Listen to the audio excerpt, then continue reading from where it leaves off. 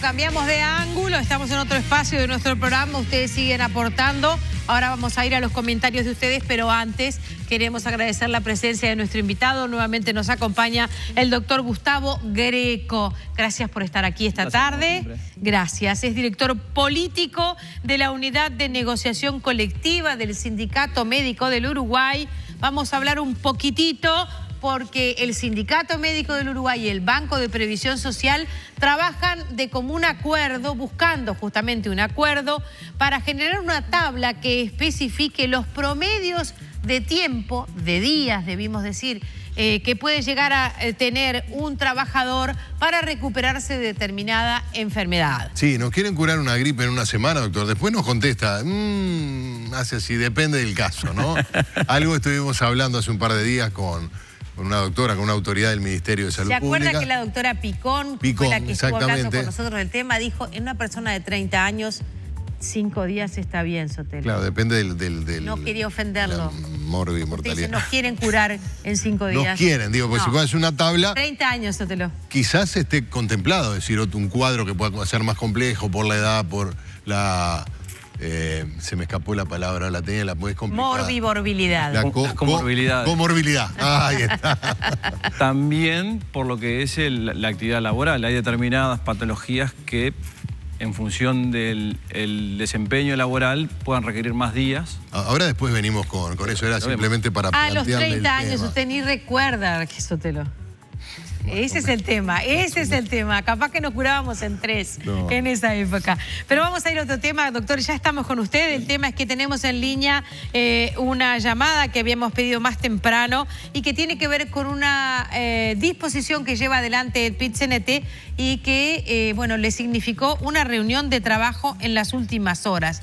Hay un decreto que está en nuestro país bajo discusión, el denominado decreto antipiquetes, y para el cual el PIT-CNT había liberado un comunicado. En las últimas horas, luego de calificarlo de inoportuno e innecesario, el PIT-CNT ha decidido no presentar recurso contra ese decreto. Estamos con Fernando Pereira, secretario general del PIT-CNT. Buenas tardes. ¿Cómo le va? Un placer estar con ustedes. Muchas gracias, Pereira. Bien. Bueno, ¿decidieron no presentar un recurso? Bueno, se trata de cuál es la táctica más adecuada en cada momento de la lucha política y sindical.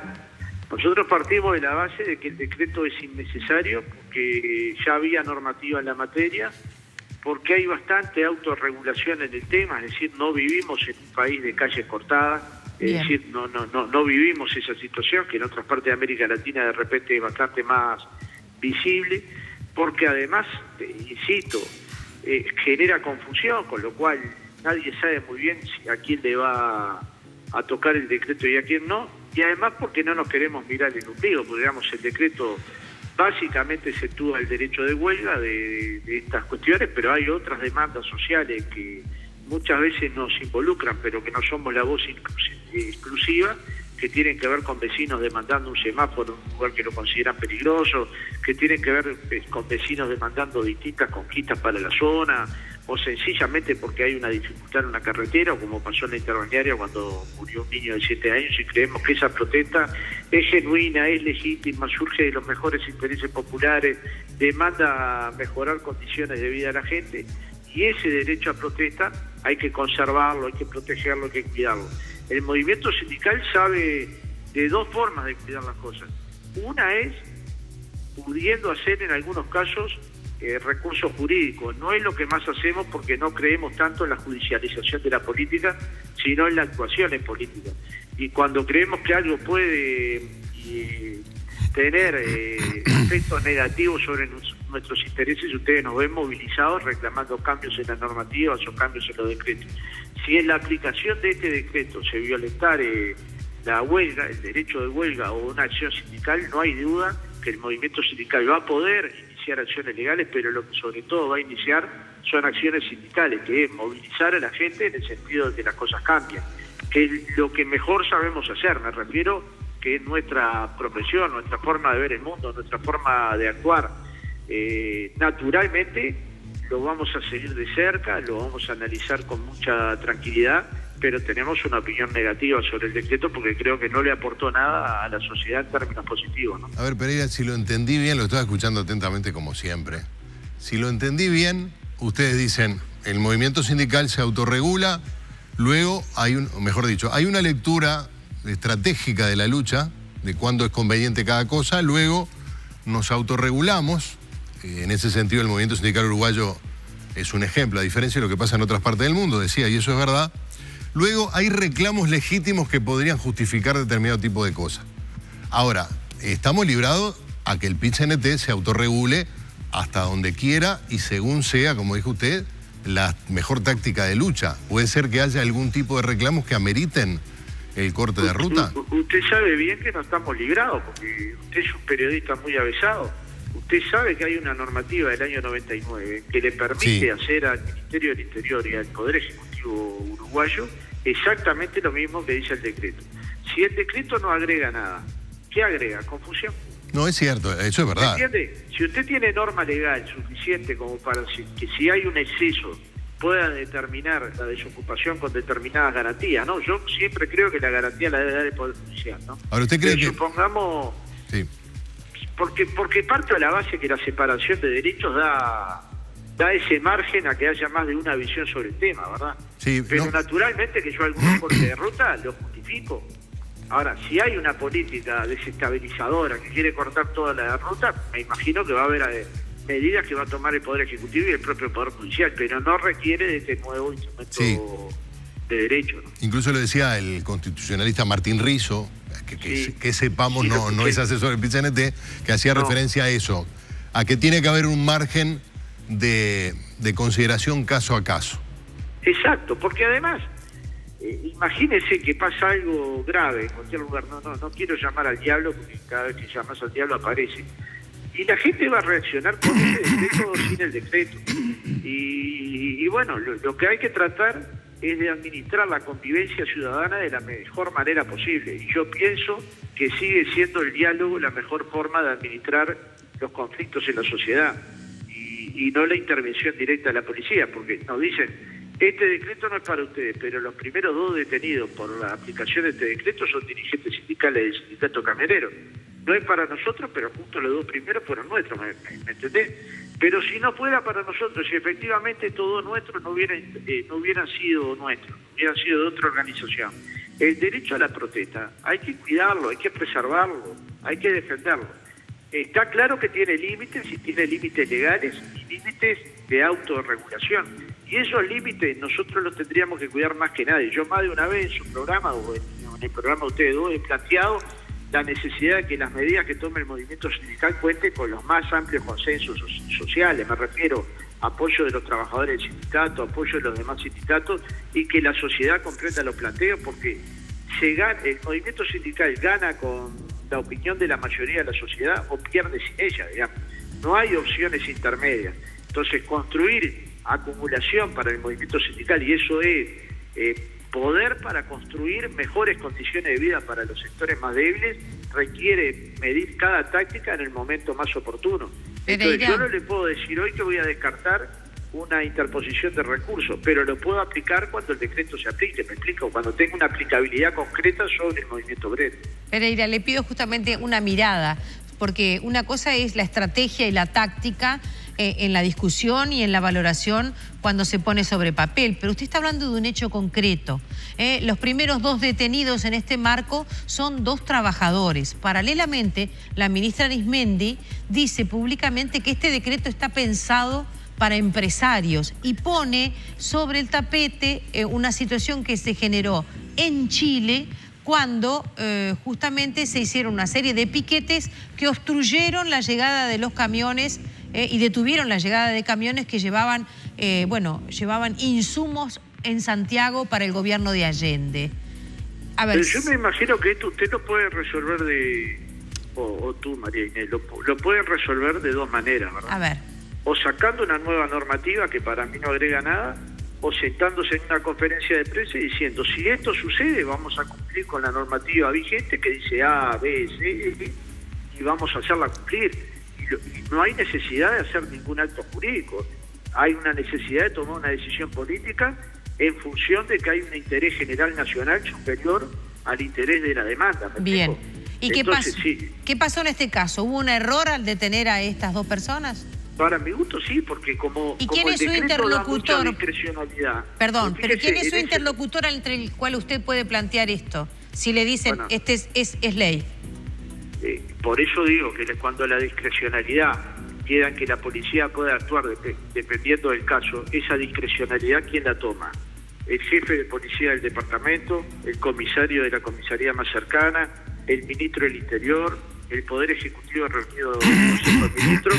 Yo prefiero la verdad que juzgado, ¿me entiende? Porque además en ese lugar no había un corte de ruta, había un piquete que dejaba pasar, dejaba libre circulación de personas y de vehículos. Lo único que los enlentecía, pero son medidas muy racionales enlentecer el tránsito, ¿me explico? Entonces, digamos, olvidemos del episodio que en sí mismo yo creo que es un episodio triste. Puntual. Pensemos en el futuro y puntual. Pensemos en el futuro de este decreto.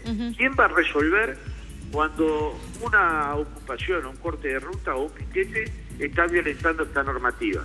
Bueno, lo que dice que va a actuar la policía y que incluso podría llamar a otros agentes del Estado. Uno no se imagina que eso va a ser para abajo en el poder, ¿no? No va a llamar a uno menos poderoso que la policía.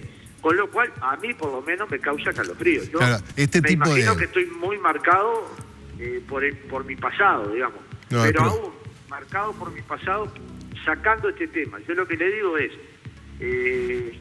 habiendo normativas similares a la que había, este decreto fue inoportuno, no agregó, no generó confusión en la sociedad y estamos discutiendo un tema de forma que no tiene nada que ver con el contenido de las movilizaciones en Uruguay. Porque como ustedes sabrán, porque circulan por el Uruguay, no es el principal problema del Uruguay los cortes de ruta, ¿verdad? No, pero con un matiz, Fernando, probablemente haya sido innecesario porque, como ha dicho prácticamente toda la cátedra, ya había una legislación al respecto. Pero, por lo mismo que tú planteabas, como se trata de una situación que está en el límite entre el respeto al derecho a la protesta, a la expresión y el respeto a la libre circulación, etcétera, hay un margen de interpretación política que me da la impresión de que es lo que estuvo en el trasfondo o en el fondo de este decreto, ¿no? ¿Por qué? Bueno, porque sin ir tan lejos como la situación crítica del Chile de Allende, de la cual estamos en todo sentido muy lejos, hubo sí, y no sé si no hay aún, algunos piquetes de camioneros, no trabajadores, pero empresarios, con respecto al conflicto que mantienen con los productores de arroz. Quizás en ese marco se pueda, es una interpretación, no se pueda entender esta decisión, a mi juicio política del presidente, de respaldar expresamente eventuales acciones del Ministerio del Interior, mucho más que por el accionar del PIT-CNT, que en general toma otro tipo de medida de lucha, ¿no? Ahí hay una lucha de quién se lleva más ganancia, ¿no? Entre un sector empresarial y otro. Naturalmente esto está bastante menos difundido en el Uruguay que si lo hiciera el movimiento sindical, pero es un problema que existe, pero parto de la base que con la normativa que existía tenía el Ministerio del Interior y el Poder Ejecutivo las herramientas para tomar las decisiones que considerara más oportuno en bien de un interés general, me explico, cuando el interés general es más importante que el particular. Pero, no obstante, hay que estudiar caso a caso. El decreto es abarcativo, muy abarcativo. No queda claro que sea para ese caso. Ustedes mismos han escuchado más de una versión del Poder Ejecutivo, más de una, porque ustedes me dijeron la de Marina, después yo sentí una de Bonomi, que sí dice que si el corte es sindical tendría las mismas condiciones. Entonces, digamos, una versión clara de qué va a suceder si hay un corte sindical, yo no la tengo, la verdad no la tengo. No, pero mira, porque he escuchado más de una versión. Estaba buscando... Y por otro lado, parto de la base de que respetar el derecho a la protesta, en síntesis, es construir ciudadanía democrática.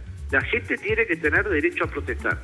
Si esa protesta obviamente lastima a otros derechos, hay que analizarlo a la luz de los derechos que está lastimando. Claro, porque vos podés protestar por un carril, dejar libre la circulación, aunque se enlentezca. Eso es lo que hacemos nosotros. Es lo que, por eso te decía, me da la impresión, sin ser jurista, que el decreto recoge casi textualmente un artículo del Código Penal, referido a la ocupación de espacios públicos, que deja fuera los derechos amparados en la Constitución en materia de de derecho de huelga, ¿no? Obviamente exceptúa, Sotelo, todos los actos sindicales, porque nosotros vamos a hacer un acto sindical y avisamos al Ministerio del Interior, a la Intendencia de Montevideo, le comunicamos a la seguridad pública, le comunicamos, tomamos medidas de seguridad propia, cortamos las esquinas para que no haya problema con el tránsito, es decir, tomamos miles de medidas de seguridad para que no haya ni un lastimado, ni un herido, ni un automovilista que se le vea trabado el tránsito, le avisamos con tiempo a la gente dónde va a ser. Y más o menos eso se administra tanto en el movimiento sindical como en el movimiento cooperativo, en el movimiento estudiantil.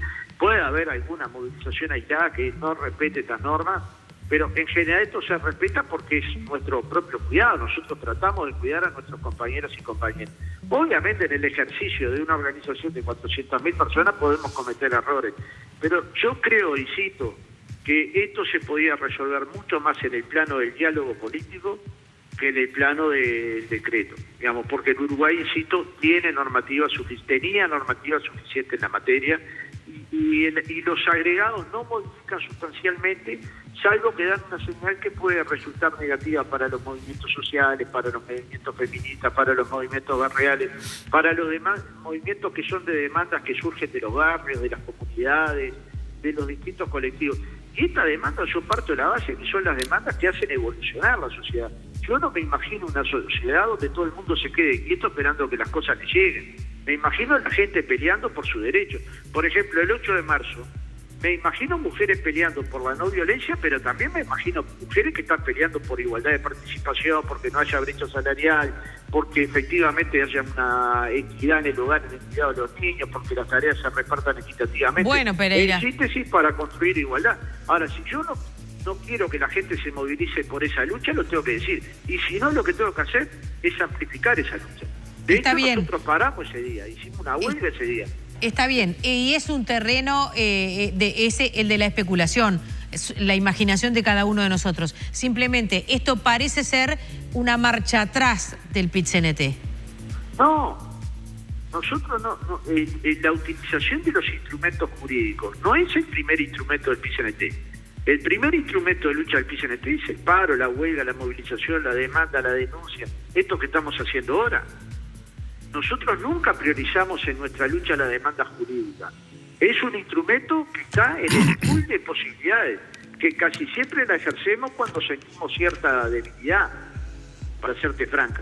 Cuando no tenemos esa debilidad, digamos, para ponerte un ejemplo que no tenga nada que ver con el corte de los rutas. Tenemos que cerrar, dígame. Si nos echan un dirigente sindical de una empresa y tenemos fortaleza en el sindicato, no vamos por la ley de fuero sindical.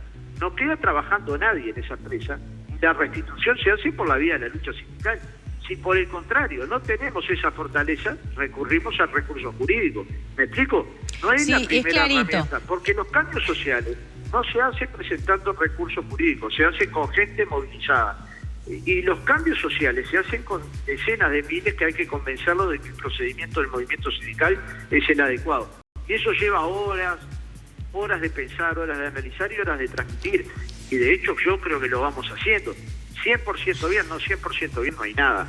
Pero la mayoría de la gente sabe cómo se mueve el movimiento sindical y la mayoría de la gente sabe que esta opción es una de un culpa, pero no es la primera. La primera ha sido siempre la unidad, la solidaridad y la lucha. Y esto no es dar una marcha atrás, es decir, si cualquier acto del Poder Ejecutivo, quiero dejarlo claro porque además está escrito, si cualquier acto del Poder Ejecutivo violentar el derecho de huelga, no solo vamos a presentar un recurso jurídico cuando se aplique, porque esta es otra posibilidad jurídica, sino que vamos a tomar las medidas de lucha que consideremos pertinentes para evitar que suceda. O sea, el pool queda ampliado a lo máximo. Yo te diría, en vez de dar un paso atrás, hemos dado 2 pasos adelante. Nos quedamos con eso, como titular y latiguillo. De ahí va a empezar la próxima entrevista. La haremos nosotros u otros colegas. Como siempre. Gracias, igualmente. Que me convidarán con un poco de yerba. Bueno, con gusto, sí. No sé si queda, pero... No lo estamos trayendo por eso, porque estamos sin yerba. Por eso que estamos haciendo el contacto telefónico, Pereira. Un placer estar con ustedes. Muchas gracias. Pero Sotelo está preparando un banquete, quédese tranquilo. Seguramente cuando llegue el momento, en tiempo y forma, usted también será invitado. Con mucho gusto. Va lento. Esto es como... No pasa nada, esto es... Como lo del movimiento sindical, va lento en algunas cosas, Pereira. Más rápido. Gracias. Dale, un abrazo. Dale. Sotelo, qué vergüenza. Qué vergüenza que fuiste vos la que te sacó el tema. Yo no, pero digo, nos va... Me mandás al frente del público. Pero nos va a dejar mal. Usted no va a preparar un paquete antes de fin de año. Yo cuento con usted. Tener una cosa para picar. Una cosa para picar. Bueno, antes de que me enferme y me tenga que dar licencia por enfermedad, vamos con el... Vamos a estudiar su caso. ¿Qué le parece? ¿Está pensando en una gripe, Sotelo? No, en una gripe hace años que no me engripo. Pero de todas maneras sí, problemas de las cuerdas vocales, bronquitis, esas cosas que la gente o algunos solemos contraer, enfermedades solemos contraer en esta época del año. Enfermedades estacionales, particularmente referidas a vías respiratorias, bueno, gripe también. Todo eso va a estar literalmente tabulado, es decir, va a haber una tabla que va a instruir, a obligar, es una pregunta, a los médicos a actuar en base a ese protocolo. A los médicos certificadores. Asesorar y respaldar a los médicos a actuar en ese momento. No a imponer y no a condicionar, porque bueno, antes de hablar con Fernando Pereira, un poco en serio, un poco en broma, decíamos... si se cura una gripe en 5 días. Si se cura en 5 días y algunas personas sí, algunas personas no. Capaz que alguien puede ser 7. Bueno, que para quien el médico en ese momento, en esa situación, entienda que son 7, serán 7. O los que sean necesarios. Lo que se busca con esto es brindar una herramienta que proteja al médico y también que genere conciencia en la sociedad de la herramienta que es la certificación médica laboral y el subsidio por enfermedad, que es algo del cual no se puede abusar, no puede ser mal utilizado, pretendemos que no sea mal utilizado, y a veces surge claramente los días, y no es necesario consultar una tabla como la que se está elaborando. Pero a veces las patologías son complejas, las situaciones son difíciles, el momento de la certificación lleva a cierta tensión, y esto es un respaldo. Es un respaldo que entendemos... Es un respaldo para el médico que quiera actuar bien. Que quiera actuar bien. Y también un límite para el que se quiera hacer el vivo. Es así, es así. No es por lo menos un criterio objetivo, decir, mira, una gripe 3 meses no. Es así, decir algo extremo, ¿no? Con un sólido respaldo institucional, porque esta tabla surge del análisis de datos estadísticos del propio BPS, de los promedios de miles y miles de certificaciones. De hecho, son unas 32.000 promedio por mes que ingresan al BPS. Tiene la validación académica de la Universidad de la República. Todo esto lo estamos haciendo con la Cátedra además de Salud Ocupacional, con el propio rector, quien estuvo acá, nos acompañó acá en una oportunidad, en esta misma mesa. Y el respaldo del sindicato médico, que fue quienes promovimos esta acción como un mecanismo de protección y de ayuda y de todos estos elementos que se han volcado aquí a la hora de la certificación. Es importante precisar que un día que se disminuya la variabilidad, un día por miles, es mucho dinero. Es mucho dinero. De hecho, estamos hablando de unos subsidios por enfermedad que cuestan $200 millones. 204 millones de dólares en el último año, sí. Pero digo, también es parte de los derechos pero conviene saber lo que cuesta y saber que hay que administrarlo con un criterio de responsabilidad. Porque partíamos de un derecho que estaba muy por debajo de lo que correspondía. Entonces, el incremento exponencial con la ley de certificaciones médicas laborales por el año 2011, con el aumento de las bases de prestaciones y toda la facilidad que se tiene ahora para el acceso al subsidio, han incrementado a algo razonable y posiblemente todavía no lo que el trabajador aspiraría, porque está topeado, ¿no? Tiene un tope de 8 bases de prestación o un 70%. Legal. Exacto. Pero bueno, habrá que seguir avanzando. Esto es una herramienta más de la que estamos trabajando con el BPS, con la universidad, para mejorar todo el sistema. Uno piensa, un paciente con gripe, ¿no? Como si se pudiera estandarizar. Pero luego viene, si es un paciente que de determinada edad, con determinada predisposición física, que cumple con determinada profesión, donde es conveniente que esté más tiempo resguardado. Es así. Pasa a la inversa. Hay pacientes, usuarios del sistema que la certificación los perjudica. Porque la cabeza necesita la actividad y muchas veces la enfermedad no es una enfermedad contagiosa, no es una enfermedad viral que pueda provocar el contagio al resto, y la persona, ajustándose a determinada higiene, puede desempeñar su trabajo aún padeciendo la enfermedad. Claro. Son cosas que hay que tener en cuenta. No hay enfermedades, hay enfermos. Y tenemos que generar conciencia en el colectivo médico y en los usuarios de que hay que analizar la situación y el contexto de la persona, no solamente lo que pueda estar en una tabla. La tabla es una ayuda, es una guía. Claro. Doctor, capaz que usted tiene alguno más en la lista. Nosotros nos quedamos con los 5 días de la gripe.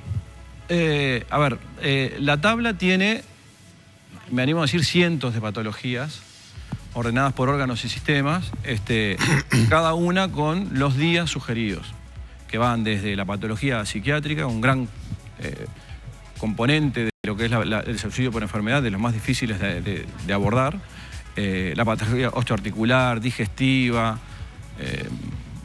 patologías quirúrgicas, lo episódico, respiratorio, todo está contemplado, ajustado a nuestra realidad. Tiene un respaldo de lo que es las referencias internacionales, pero está muy focalizado a lo nuestro y a nuestra sociedad. Vamos a saber un poquitito más, hacemos una breve pausa y volvemos en instantes.